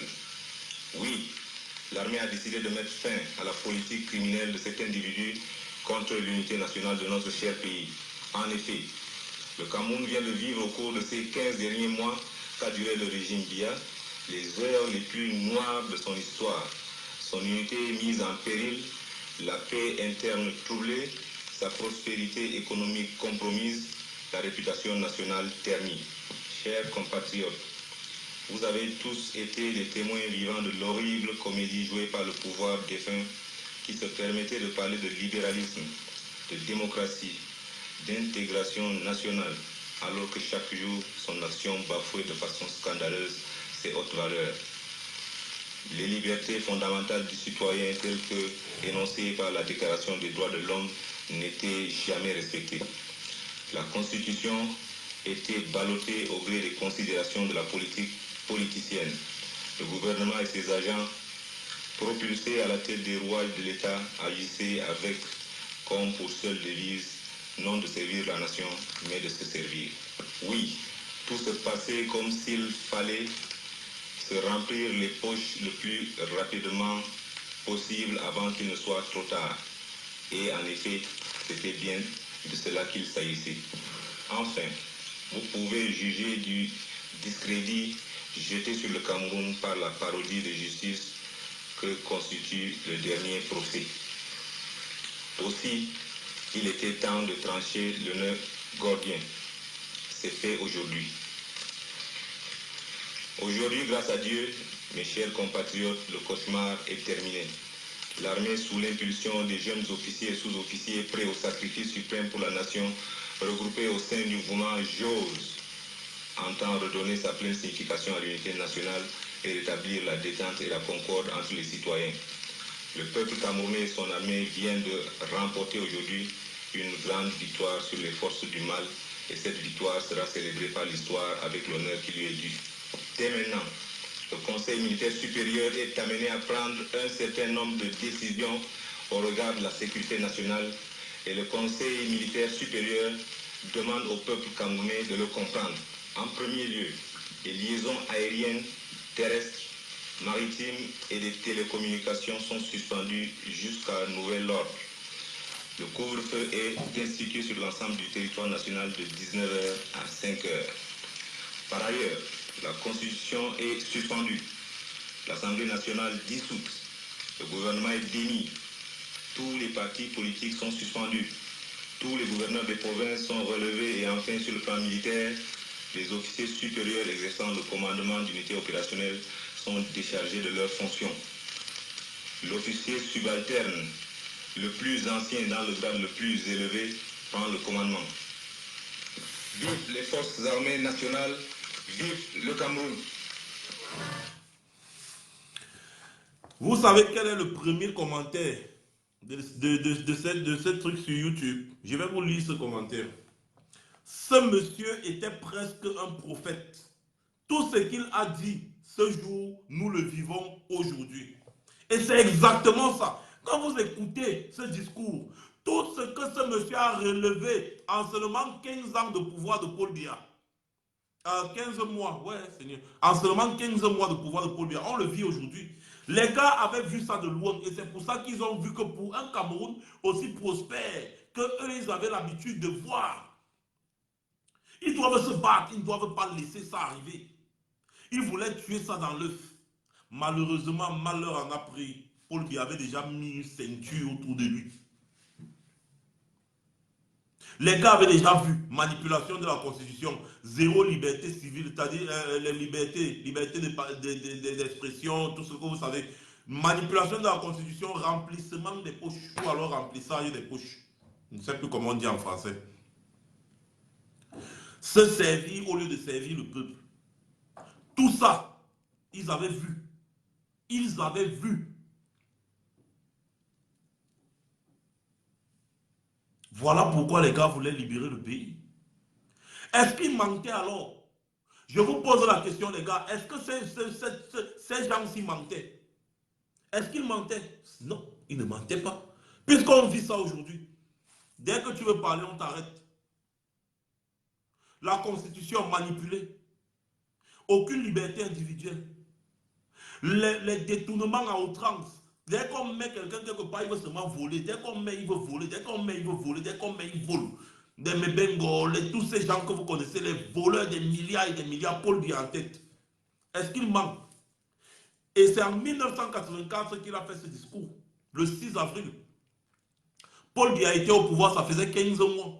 En 15 mois seulement, on avait à relever tous les manquements que nous on vit aujourd'hui. Et on va dire que ces gens-ci étaient quoi? Que c'était des traîtres de la nation. Ce sont des héros. Ils ont voulu sauver le pays. Voilà ça aujourd'hui. 35 ans plus tard, on voit et on pleure. On pleure aujourd'hui. Donc ces gars, si ces gars avaient réussi, le Cameroun ne serait certainement pas comme il est. Parce que Aïe Douambé a mis le Cameroun comme ça, droit. Il suffisait seulement de bien gérer. Il suffisait de bien gérer. Mal lui en a pris. Paul Biya, il a mis la table. Dès que Paul Biya s'est assis, il a dit Weyen. Voilà le résultat. Voilà pourquoi ce samedi, nous devons battre le pavé des droits de l'homme. Ce samedi, nous devons battre le pavé des droits de l'homme, quitter de là, marcher jusqu'à notre destination finale, ce samedi 6 avril, à l'honneur de ces personnes qui se sont battues. Ils sont morts pour la nation, sachant reconnaître nos héros. Ce sont des héros. Ce sont des héros. Ce samedi, si tout le monde à la place du Trocadéro à Paris, tout le monde au Trocadéro, celui qui ne vient pas, c'est un sanguinaire, il est pire que Paul Biya. Parce qu'il ne voit pas ce qui peut t'empêcher de venir marcher pour commémorer des héros. C'est impossible. On se bat et rien, personne ne doit se décourager dans ce combat. Nous allons nous battre jusqu'au bout. C'est un combat de résistance. Et la résistance, c'est pour les plus forts. Il n'y a pas de découragement. Si tu te décourages, c'est que tu n'es pas un combattant. Moi, je vous le dis. Que quelqu'un ne m'appelle pas, ouais, Marc, je m'excuse, je n'ai pas pu venir parce que je m'en fous de ça. Nous tous aussi, on travaille. Nous tous aussi, on a des choses à faire. Mais on laisse un peu de temps pour se battre pour notre pays. Parce qu'en réalité, tout ce qu'on fait ici, c'est pour aider ces gens-ci à bien relever leur pays. Alors que si notre pays est bien, on peut tous rentrer pour reconstruire. La diaspora rwandaise est rentrée à 95%. Alors nous aussi, les Camerounais, on peut bien rentrer, reconstruire notre pays le moment venu. Et pour ça, il faut se battre pour libérer ce pays-là. Passez une bonne soirée. Rendez-vous vendredi soir pour un direct live exceptionnel. Il y aura un marathon de direct vendredi toute la journée pour parler de la marche de samedi. Toute la journée, rendez-vous vendredi soir à 20 h. Passez une bonne soirée et n'oubliez pas, la révolution, ce n'est pas le Congo. Ça, vous devez être des snipers. Soyez des snipers et pensez à nos héros. Et samedi, je vais vous voir, vous tous là, à la place du Trocadéro, à partir de 13 h. Bonne soirée.